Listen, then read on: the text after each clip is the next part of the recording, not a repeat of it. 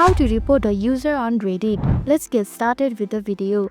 Initially launch the Reddit app on a device. Now tap on the search icon at the top. Type in the name of the profile you want to report and search for it. At the top of the search result, you will see various options. Scroll through the option and select people. Once you find the profile, click on the username to open their profile page. Here click on the three vertical dots icon at the top right corner. From the menu, select Report Profile to begin the reporting process. Now select the reason for the report from the provided option and hit Next. Then choose the specific rule the user is breaking and tap Next again.